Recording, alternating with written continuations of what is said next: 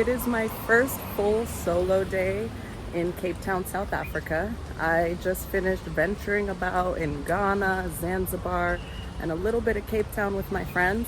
So I'm super excited to now experience this gorgeous place on my own. That means doing things my own time, meeting some incredible people along my travels. It's funny because already I've encountered a few people that have just absolutely blown me away with their perspective, with their stories, and just with their inspiration. I'll share more of that soon, but let's see what we can get into today.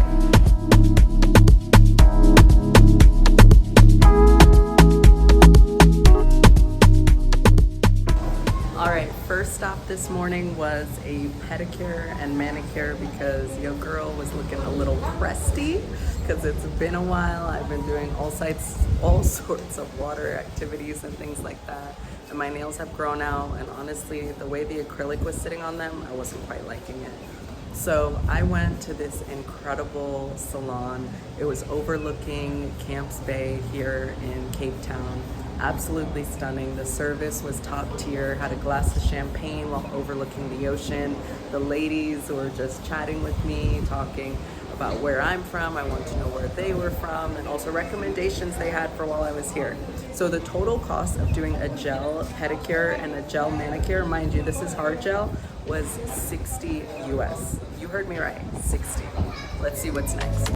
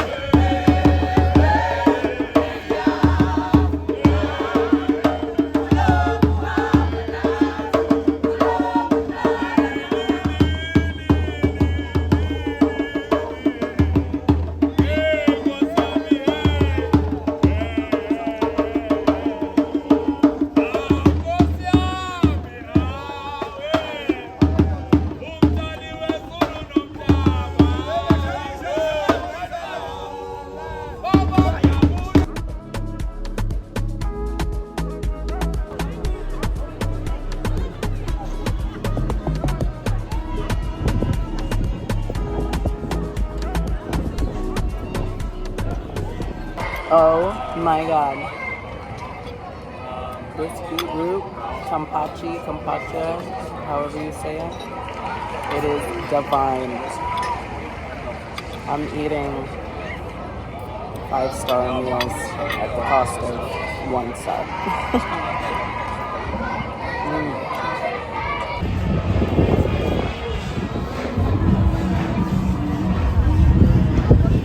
All right, let's see.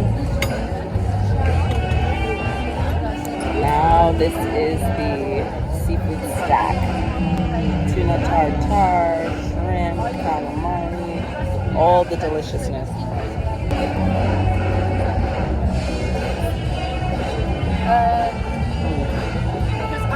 So fresh. Now this I'm so excited for. This might be one of my favorite dishes, gnocchi. And they made it with butternut squash and sage and, oh my God, just deliciousness.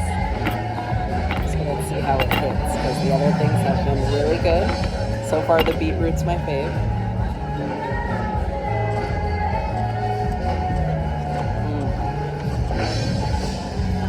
Excuse me while I melt.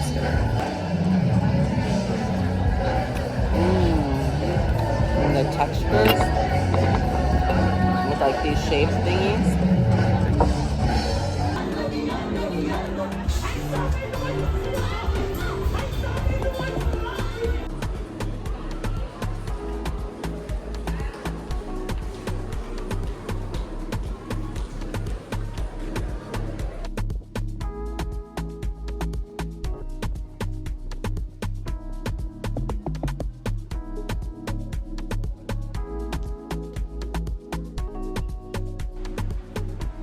success does not even begin to capture it.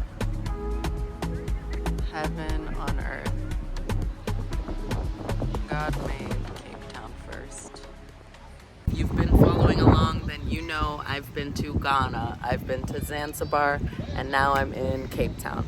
Next up is Johannesburg. After that, we have Seychelles, and after that, back to Ghana to get my ass back to New York. This trip so far has been absolutely incredible.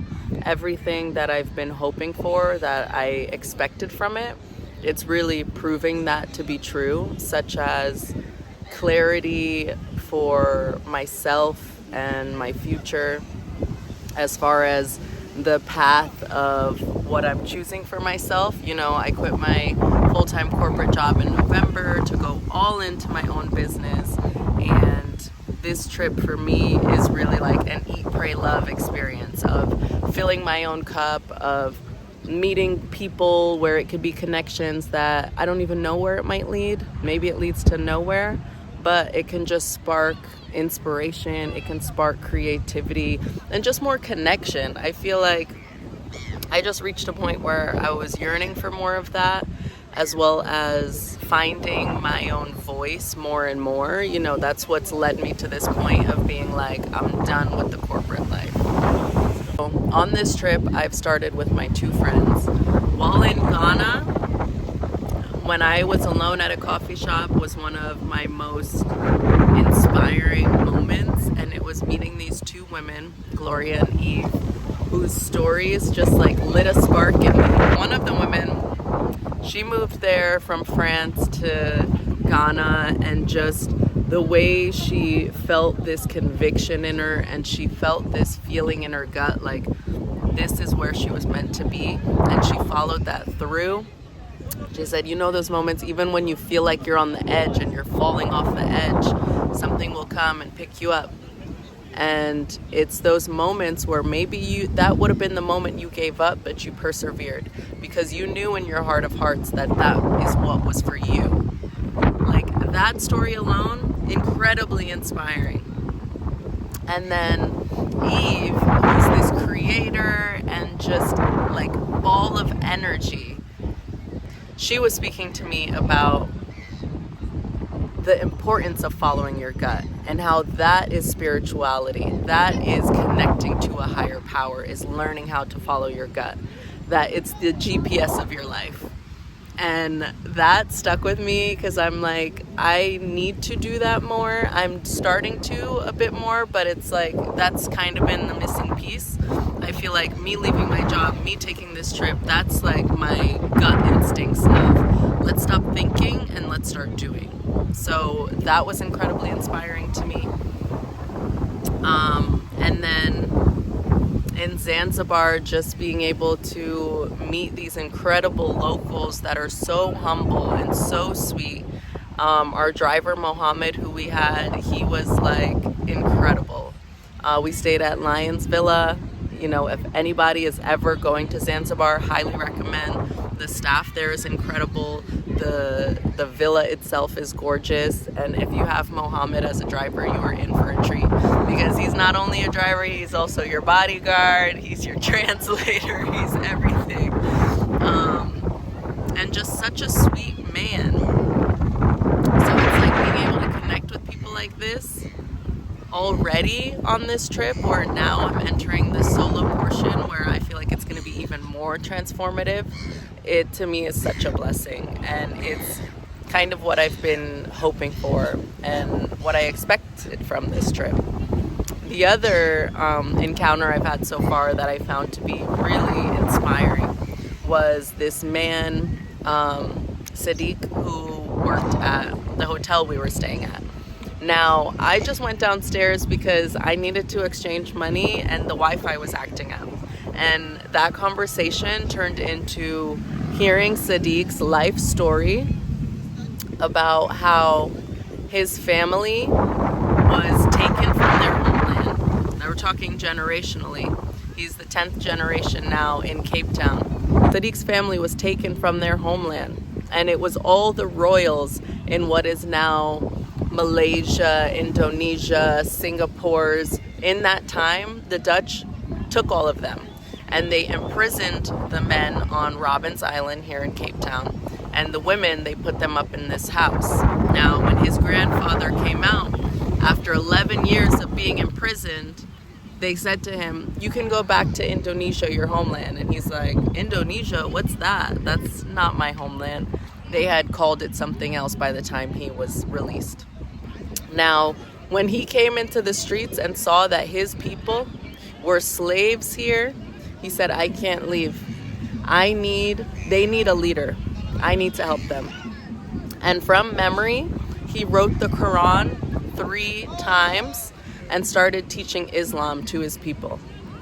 Now, that story alone, I'm just like goosebumps. Like, talk about willpower and leadership and determination. Like, and not only that, but community of like, we're not going to just leave. I'm not just going to leave my people behind. They need me. They need somebody. And that's what we need more of in this world. So hearing Sadiq's family story was incredibly inspiring. And then to find out, you know, if you have never been to South Africa and you don't know any history about South Africa, I highly recommend you to read Trevor Noah's book, Born a Crime. Granted, you can also read a history book, like watch a YouTube video. But for me, I had read that a few years ago and it gave me so much insight into the history of this country. So I know that apartheid ended in 1993. And to me, it's just mind-boggling to see how they went from extreme segregation and racism and injustice to now seeing how this country is. Like the diversity, what seems like very inclusive. So that's why when I'm meeting locals, I'm like, what is it really like for you? What was it like growing up? Like, I want to hear your stories. I want to know. And Sadiq shared with me how challenging it was, like growing up. And his mother carrying groceries, being like, I need to pause for a minute, I'm tired. And she can't sit on the bench that's right there because that's reserved for white people. She needs to sit on the curb of the ground. Even when he would walk down the street, if a white person was walking down the street and the white person was younger than him, if he was older, doesn't matter. He needed to get into the street so that they could have the entire sidewalk. Those little things, imagine what that does to the psyche. And then one day they say, apartheid's over. You can just live life. Like, what? So, like, hearing these and hearing how his family went from royals to, you know, pretty much being imprisoned or maybe some slaves, and then now him becoming a freedom fighter, and then now being this incredible concierge at the hotel. All of that within a 20-minute conversation. I felt so humbled, so grateful. And him sharing that with me, even he was like, I don't know why I'm sharing this with you, but there's something about you. You're so genuine. And that really touched my heart because I feel that I am. But to also have strangers see it, I've had multiple people come up to me already just being like, your energy, don't ever change. Like, you have this positivity, this magnetism about you. And I really feel like that just comes from the work I've done on myself, what's innately in me, and constantly trying to look at life with a pure heart. We need more love. That's it, at the end of the day. Even all of these conversations I'm having with people, these are people around the world. It all stems back to love, to community, to support. And so I had to share that. Those are some of the breakthroughs so far.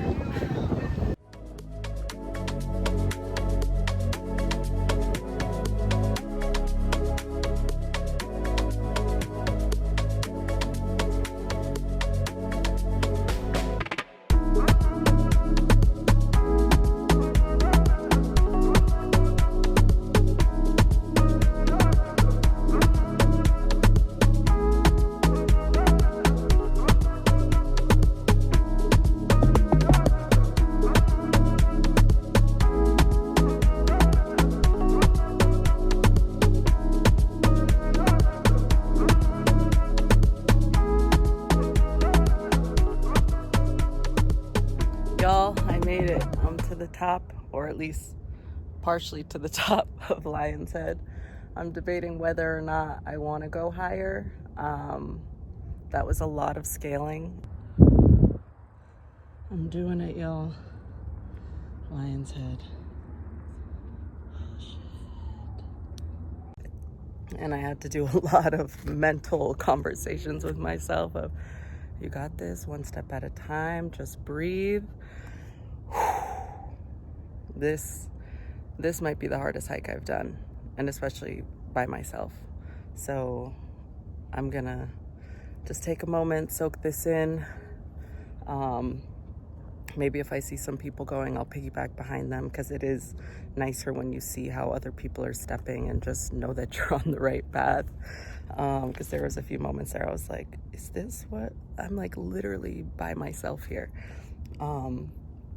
But wow, the views are incredible. I'm so proud of myself for how far I made it up this mountain, especially alone. And let's see what the rest of this day is like. I'm conquering the biggest thing, and then I'll be relaxing on the beach later.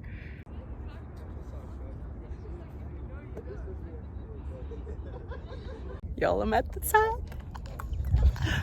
Thanks to Nikki and her friend who came along, because shit, when I was down there by myself, I was like, I'm content. This is as far as I could go. But it feels damn good to say that I really made it to the top of Lion's Head, and the views are spectacular. Check it out.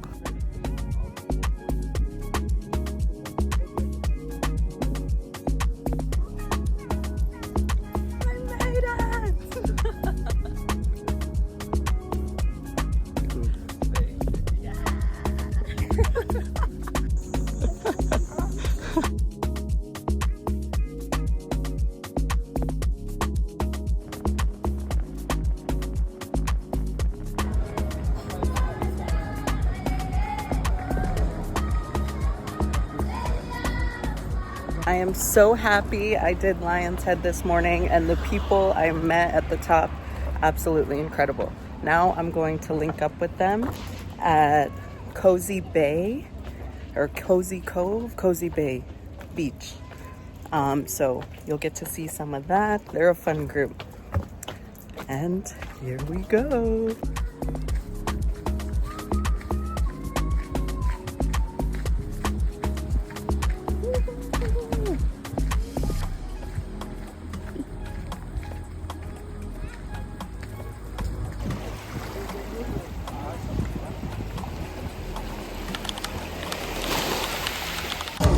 Taught me patience, taught me boundaries, especially now. That was a longer lesson to learn.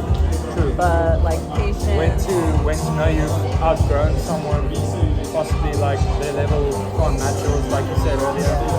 Yeah, like boundaries in the sense of like, if I keep being there for you in the way I am, it's also gonna pull me down, and I'm not risking that. Yes. So I might need to take a step back while you figure your own shit out.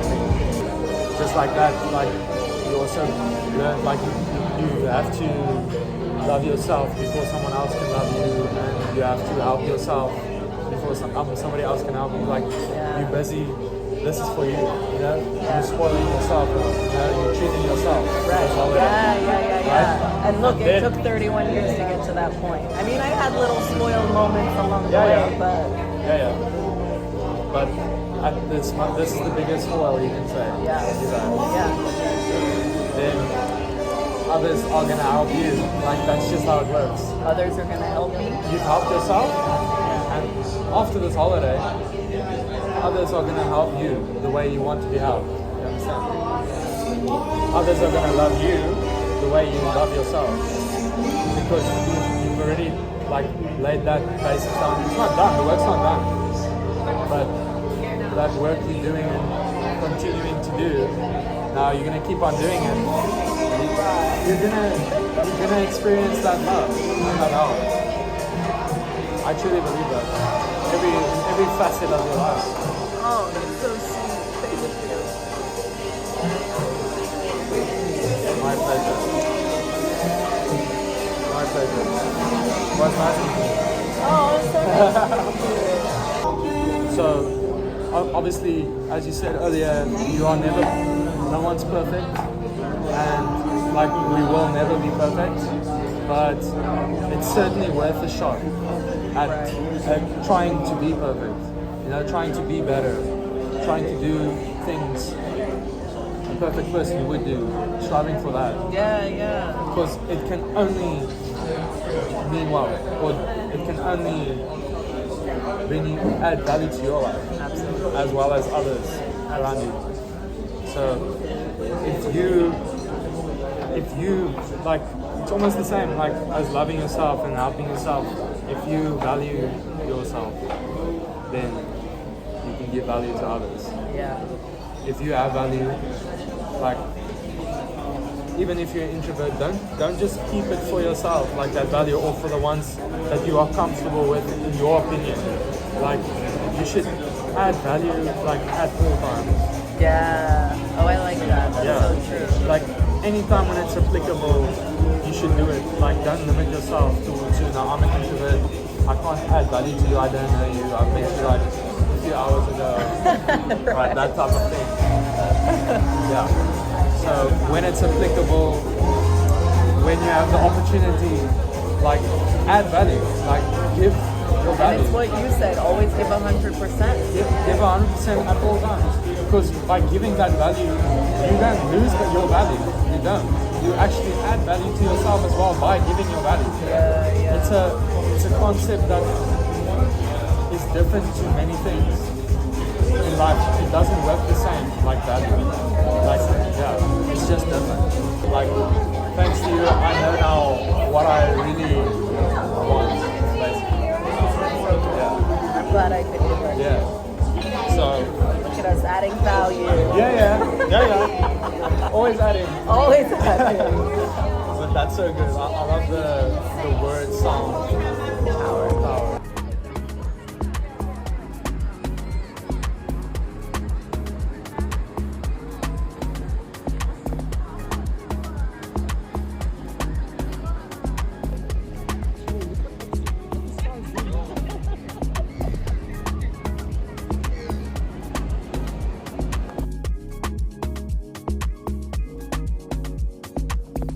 Cape Town, South Africa forever has a place in my heart. I love this place. I want to come back. I will make it annually. I just feel such peace and love and gratitude here.